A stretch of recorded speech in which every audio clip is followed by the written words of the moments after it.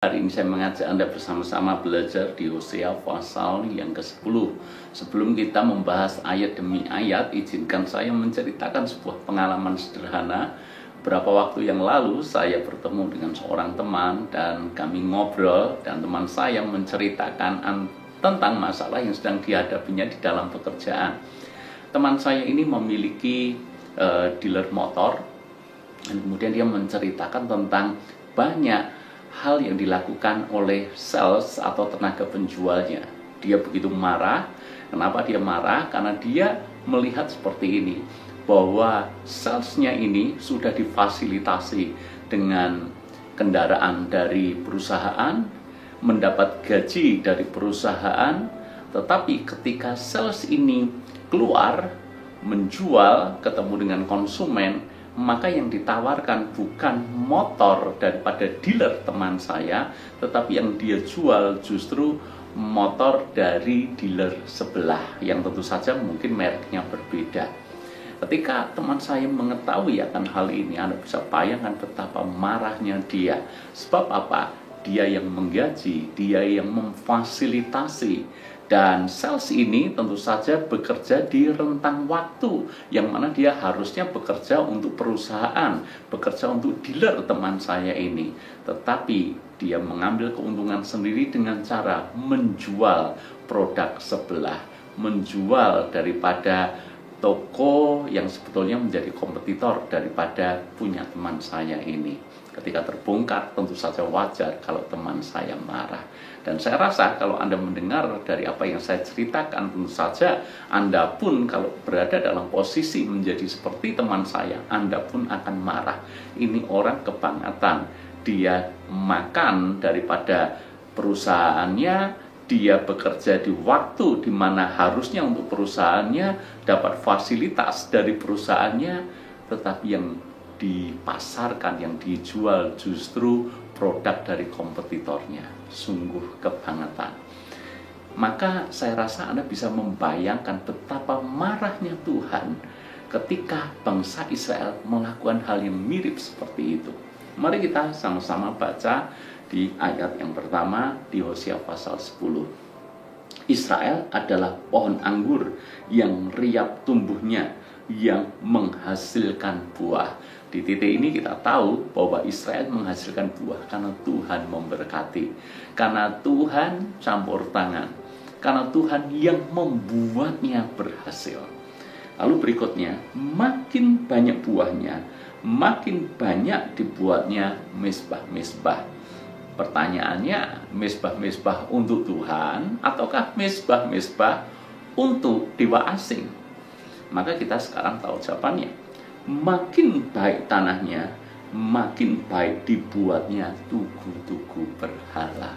Sekarang kita tahu, ternyata ketika diberkati dengan hasil yang banyak, banyak buahnya, dan banyak juga mezbah-mezbahnya, ternyata mezbah yang tidak ditujukan untuk Tuhan Allah Israel, tapi justru ditujukan kepada berhala-berhala. Makin baik tanahnya, makin baik dibuatnya tugu-tugu berhala. Ini kebangetan sekali. Tuhan yang memberkati mereka, tapi dengan berkat itu mereka pakai untuk menyembah berhala. Tuhan berikan hasil terbaik di tanah mereka, tapi justru mereka mendirikan tugu-tugu berhala di atas tanah itu. Bukankah ini kelewatan, saudara? Makanya Tuhan begitu marah ketika melihat bangsa Israel jatuh dalam penyembahan berhala. Mungkin kita heran, bukankah Tuhan sudah memberkati?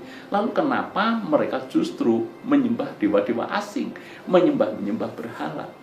Maka mungkin jawabannya seperti ini, karena konsep berpikir mereka keliru. Mereka berpikir bahwa Tuhan Allah Israel itu adalah Tuhan Allah yang hebat di padang gurun. Sebab di padang gurun mereka melihat mujizat setiap hari.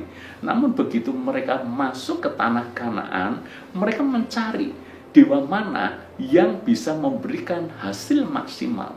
Maka ketika melihat orang-orang Kanaan menyembah dewa Baal yang mereka anggap adalah dewa kesuburan, dewa yang memberikan hasil, maka mereka akhirnya menyembah berhala, menyembah dewa Baal. diberkati Tuhan, berkat itu dipakai justru untuk menyembah berhala.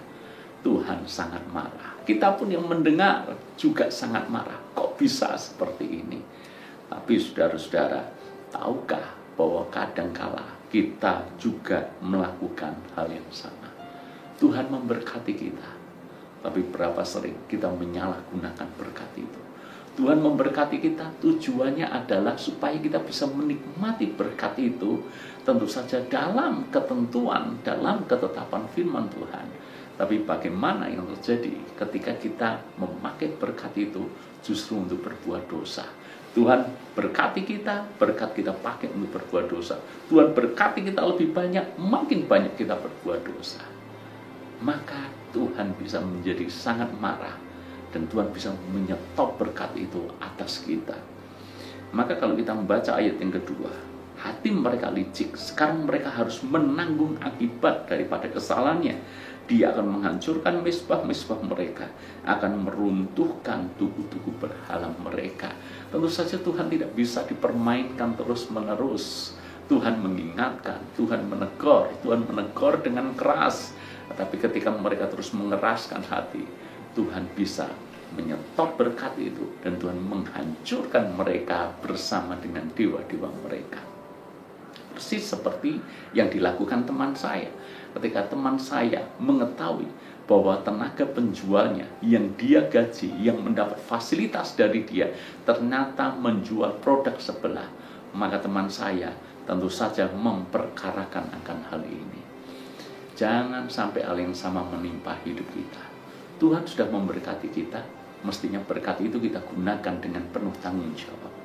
Jangan sampai Tuhan memberkati kita, dan kemudian kita justru menjadikan uang, kekayaan menjadi Tuhan kita. Betapa jahat dan betapa bodohnya kita. Hari ini firman Tuhan cukup keras, tapi menjadi pengingat buat kita semuanya.